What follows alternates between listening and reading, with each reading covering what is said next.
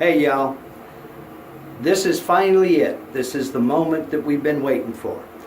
For those of you who have just stumbled across this video, this is part 3 of a 3-part series on using the triple edge finder from the Maker's Guide, link in the description box below, with the Xylotex control box and Mach 3 and the Mach 3 tool setter screen set. Link in the description for all of those things down below. So we've got everything hooked up, we've got everything installed, and we're getting ready to use it for the first time. Now let me tell you something about some of the bits that I use and the way I set my X0, Y0 before we ever start. Okay, the hole here in the triple edge finder, unplug it. The hole here in the triple edge finder is about 1 inch diameter. So whenever I'm setting my X0, Y0, I use a 1/4 inch end mill. Now that's because it's got enough length on it to where it can go down into this circle here and touch off of the sides, but it has enough length to where the collet is not going to get down and interfere with this area here. Also, it's got the diameter that will go in here. If I try to use my 1.25 inch surfacing bit, there ain't no way that's going inside that little circle. So if I'm using a V bit, if I'm using that surfacing bit, it doesn't matter what bit I'm getting ready to use, I always set my X0, Y0 with a 1/4 inch end mill. It's just simpler to do it that way. So I'm going to have to beg your forgiveness in that this old computer out here in the shop is not online. It will never go online. I use it for Mach 3 and Mach 3 only. As a result of that, I don't have any screen capture software on this, so what I'm going to have to do is I'm going to have to use the camera. But I'll try to get in nice and close and get you some good screenshots of what I'm talking about. So let's do that now. Let's go over to Mach 3 so I can show you the controls that we're going to be using. Okay, in the Mach 3 screen with the Mach 3 tool setter, the controls that I'm going to be using are these down here, where it says touch test and then the Z down arrow. The touch test, when I use that, that is to set the X0, Y0. I'm going to click on that crosshair right in the center. I'm not going to go out and use any of these buttons, any of these arrows out here. I'll be focusing on that crosshairs right in the center. When I go to do Z0, I'll use this Z down button that we edited the script in. So those are the controls that I'll be using. Another thing to pay attention to is this green LED right here that is not lit at all right now. When we do a touch test, you'll see it come on and stay on, nice and steady, not flickering or flashing or anything like that. It should come on and stay on nice and steady. That tells us we've got real good connectivity and we're safe to go ahead and proceed. Okay, so now let's go up and let's take a look at the CNC bed. I'll plug in my triple edge finder, the banana plug here, and I've got my smaller alligator clip. Now I have a certain process and a certain procedure that I go through whenever I'm using any of these, using the triple edge finder or any other accessory for that matter. And that is, when I'm getting ready to touch this off, the triple edge finder comes up here on my piece of material and it stays there. The entire time I have that alligator clip on the bit. That's my signal that the alligator clip is on there. I will not move that. I will not remove it even for a few seconds until I have unplugged that alligator clip. You do not want to forget that alligator clip attached to that bit. Set all your zeros, walk over, load your G code, turn on your router with that alligator clip still still hooked up to that bit. That will ruin your day in a heartbeat. I've heard of it being done. I've not experienced that myself, and I don't want to start. So this triple edge finder here stays here. That's my signal that the alligator clip is hooked up. Okay? That's just me. Now, with my alligator clip hooked up, I want to show you something about material mounting here. You see I've got my triple edge finder in place. Right off the bat, for those of you who use clamps, you can see that you cannot get a clamp over onto this corner if you're going to use that. If you're going to use this. So you're going to have to get into some creative clamping or use some different clamping strategy, like out here or out here, something of that nature. I've got this screwed down, and for using screws, that brings up another subject. These other three corners are not as particular, but this corner right here, you want to make sure that screw is well below the surface of the material, because you don't want a screw sticking up out of the surface, lifting up your triple edge finder or throwing it off, something like that. You want to be able to sit right nice and flat on that material before we even get started. Okay? Now, before we get ready to go, and we are ready to go, we'll need to do a continuity test. And that's just as simple as can be. All I'm going to do is lift up the triple edge finder and touch it to the bottom of the bit. And what that does, let me spin you around so you can see Mach 3. If you look back over where that arrow goes, I'm trying to do this without making you seasick here. If you look back at that yellow LED right here, or that green LED rather, when I do that touch test, I get a nice steady green LED. That's what I'm looking for. So let's zoom you back out, bring you back over here, and I will show you, get you set back up to where you can see what's going on here.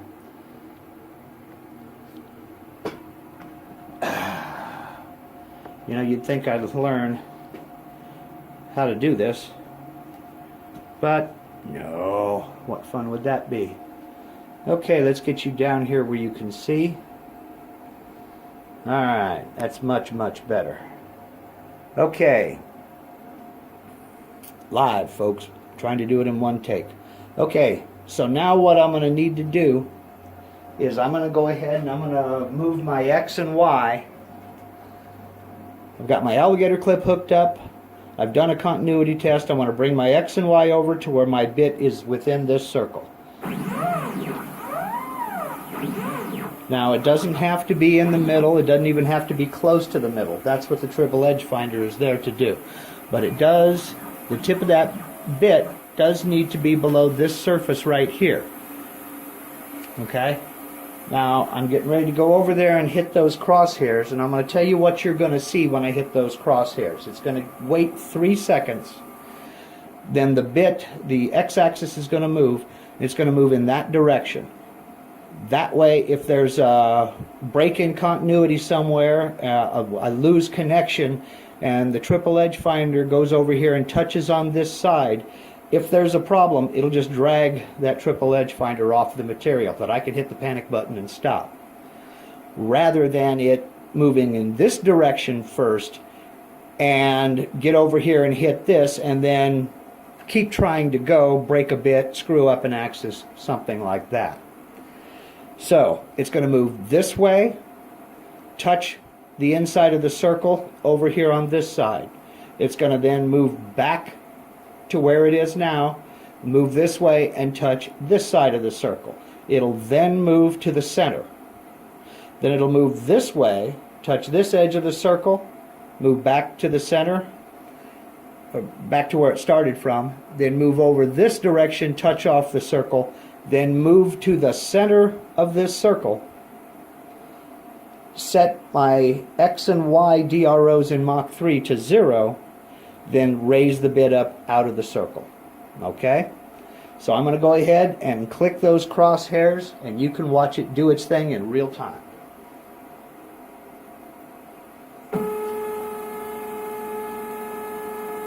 Yes, my finger is on the panic button.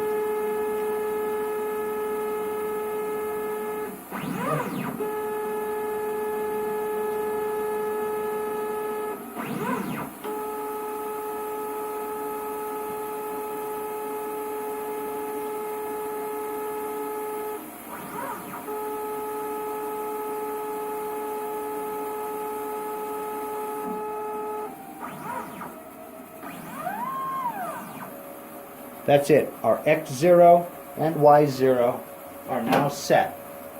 Bring you back over so you can see in Mach 3. Check out the X and Y DROs. And there we are. Now we need to go ahead and set our Z0. So let me zoom you back out, move you back over here to the table without making you seasick, hopefully. And, whoops, I meant to zoom you out, not zoom you in. Alright, here we go. Now, without disconnecting anything, I'm going to move the X and Y axes to where the bit is over the triple edge finder. Now, I'm bringing the Z down because in that script we edited for the Z0 button over there, the feed rate, the Z is going to start moving down towards the triple edge finder at 4 inches per minute. Okay? When it touches, what it's going to do is take the reading on the DRO where it is, take the thickness of the triple edge finder and raise up to where the bit is a total of 1 inch from the top of the material. Not from the triple edge finder, from the top of the material. It'll then set the DRO to 1. Okay? So what I'm doing by bringing the bit down, it's also set to time out after 2 inches.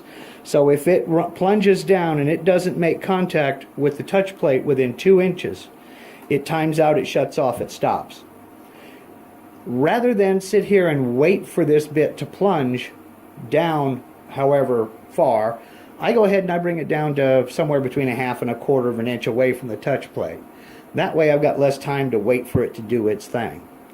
So with all that in mind, I got my controller in my hand, my finger on the panic button. We'll go ahead and we'll set the Z0 by clicking that Z down arrow.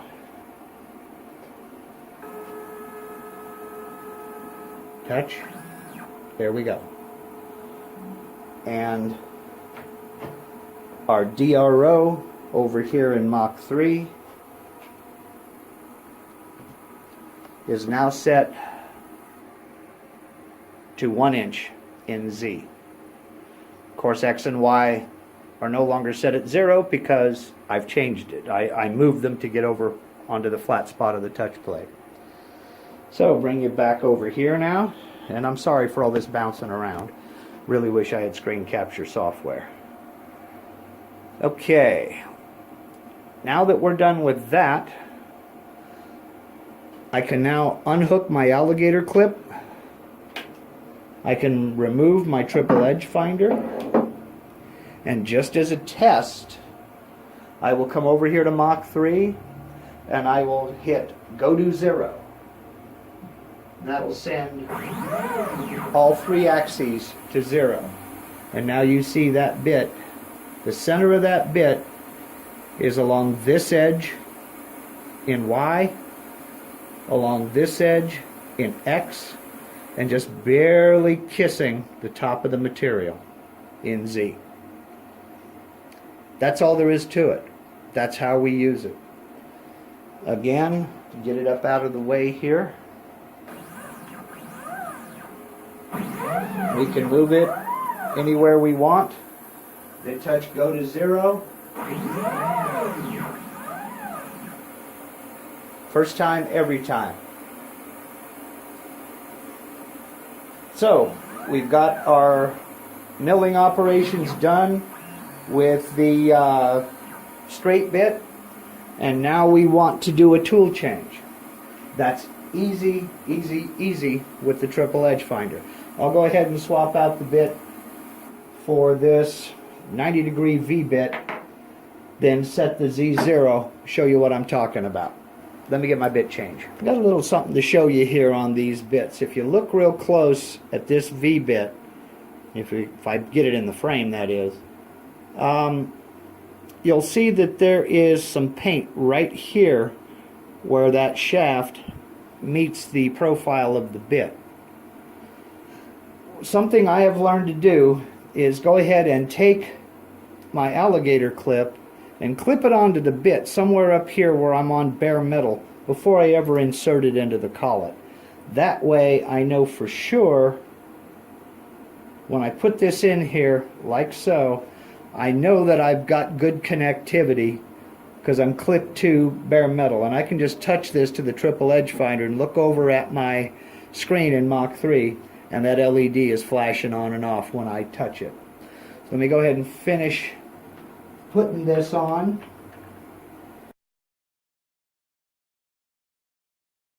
Alright, now we're set. So I can put my touch plate here, move my axes over,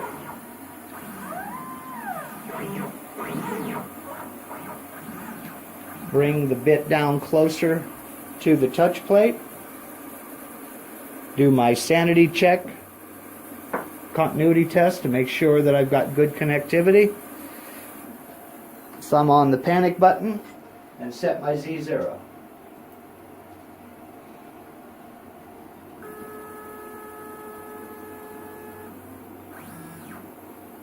I've reset my Z0. I'm now ready to disconnect my alligator clip, move my triple edge finder off of the table, and I'm ready to fire up and run my G-code with my V-bit. If I were going to use my big surfacing bit, I would do it the exact same way. Clip the alligator clip onto the shank, put it up into the collet, then set my Z0, drive on.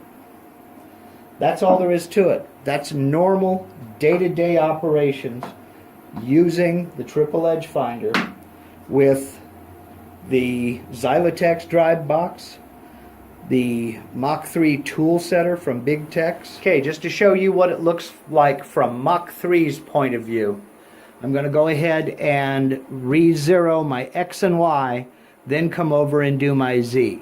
You're not going to see a whole heck of a lot of anything here. The green LED will flash when I do my connectivity test. Everything is going to be up here. Now I've moved the gantry way off of the triple edge finder and set everything to 0 so I could redo this. So most everything will be happening up here, and a little bit may go on down here with the green LED. So first thing I need to do is bring my gantry back over.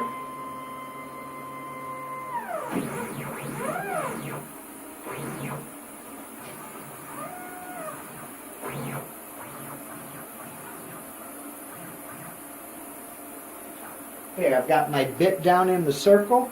Now I'm ready to do a quick connectivity test. We're good. Now I'm ready to go ahead and set my X0, Y0. So you can keep your eye on the DROs up here as it does its thing.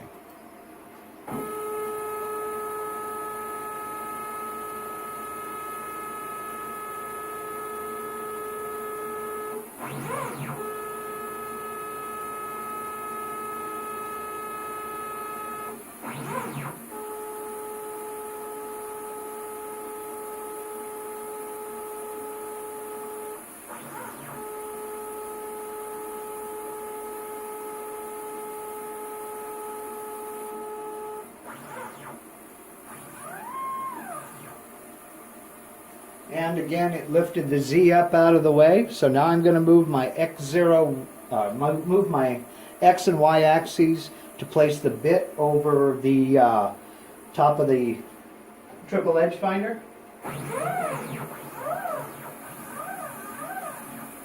Bring it down to about 1/4 of an inch away. And now one more sanity check for connectivity. Now I'm going to set Z0.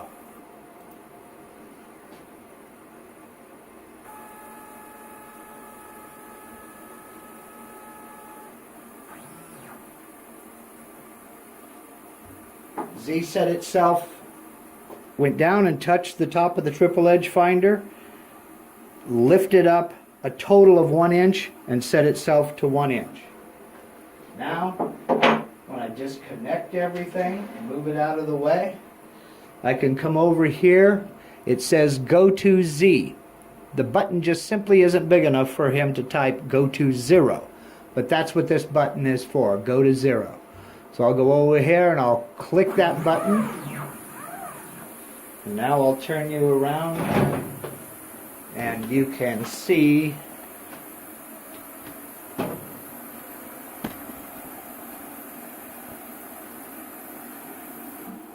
where that's sitting. Again, right on this corner of the work material. So, that's it from the Mach 3 view. So, that's it. I know that was a lot to go through to get to that simple point. But that's the whole thing. It is that simple. I mean, you watched it in real time, even with me moving the tripod around. So, if you're just stumbled across this video and think that looks neat but don't know what I'm talking about, I'll put a card up here right about now that'll link you to a playlist for all 3 episodes of this video series. I'd like to thank everybody, all my new subscribers. I mean, the channel's been going nuts. I'd like to thank everybody very much who came over to visit my website, link in the description box below. And I want to thank you very, very much for watching. Means a lot to me. If you guys got anything at all out of this video, please hit that thumbs up button down there. And if you would like to keep up with what I'm doing, both out here in the shop and in the software in Vectric VCarve Pro, subscribe to the channel. If you're already a subscriber, down there where it says you are subscribed, you'll see a little bell. Hit that bell, ring my bell, and you will be notified the next time I post a video.